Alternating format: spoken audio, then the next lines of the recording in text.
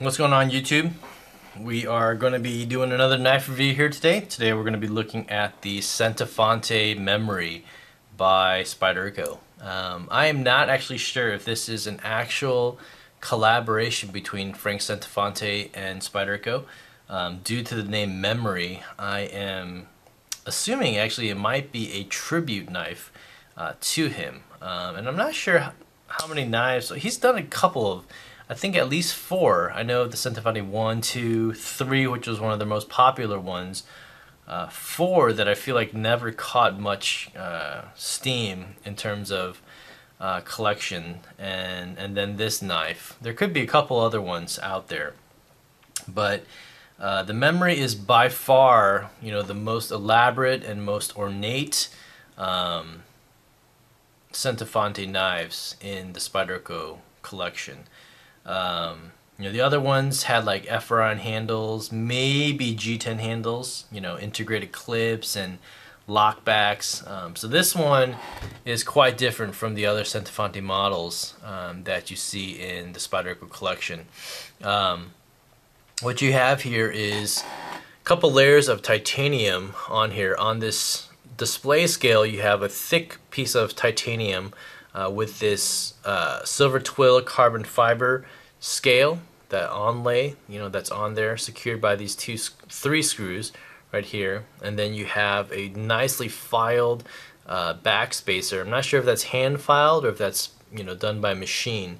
And then on the lock side, you have the liner, titanium liner that serves as the liner lock, and then a thin titanium liner on the back side.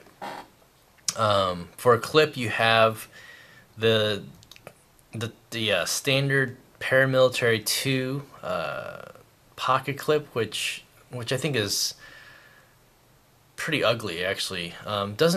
For me, it doesn't quite fit the knife. I would much rather have seen a kind of a designated titanium clip, specific for this knife. You think of the name Memory and you want to give kind of the best treatment that you would for a knife like this. If anything, actually, this knife, due to how nice it looks, I would rather them have just put, another display scale like this on this side right here. Obviously, that might increase the cost, but I mean, you see here these screws that are hanging out right here. Contrary to what Blade HQ was saying, and I kind of took a jab at them for not knowing this, because I feel like they're a big knife company. They should, I don't know, I feel like they should know these things. Underneath this scale right here, there are 3 Torx screws.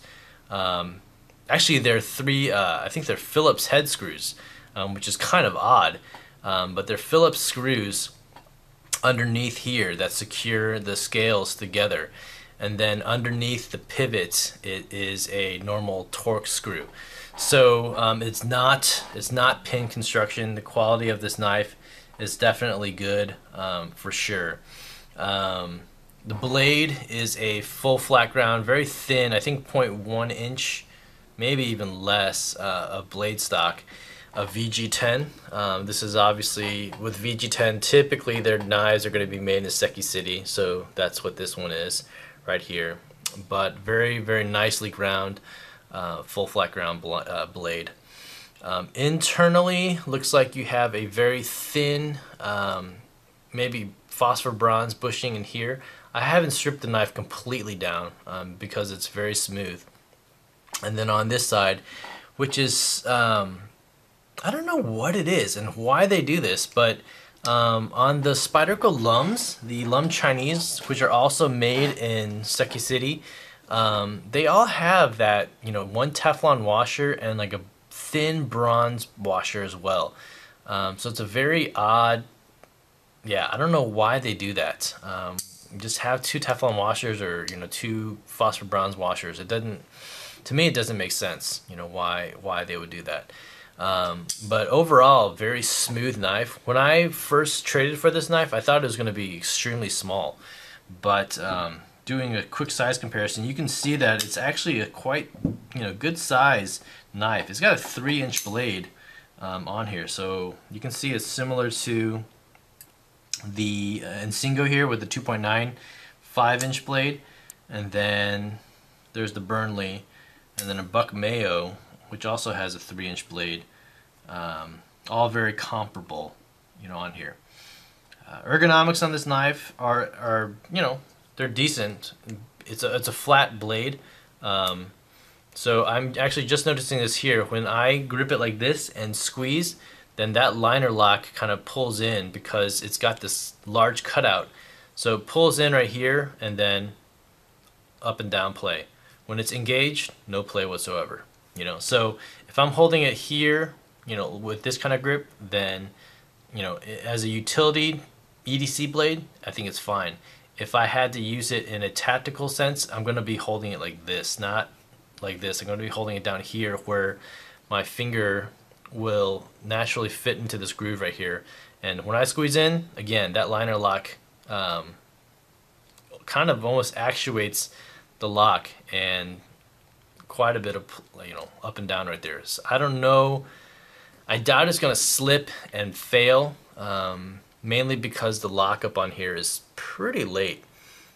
So this is brand new, but again, absolutely no blade play in any direction, like this. You know, when it's properly engaged normally with that death grip, then I can't shake sound, but definitely I can feel it. You can hear that. Yeah, so anyway, I just noticed that. Didn't know that about this knife. Overall, I mean, it's a beautiful knife. You can also tell it's a total fingerprint magnet. I'm going to wipe this knife down after this review.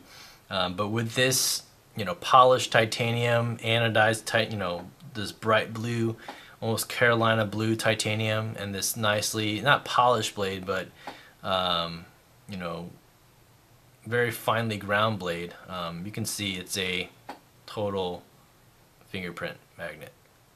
So right there is Centofante's little, I guess, I don't know if that's his real logo, but again, this is just, I'm pretty sure it's a tribute knife to him. There's Spidey's logo, Spyderco VG10. It's got this, I wouldn't say it's proprietary pivot, because I don't think you actually have to put anything in there to unscrew the pivot. Again, you have a Torx side on this side that I think you can just engage in there, and it's not going to turn or anything like that.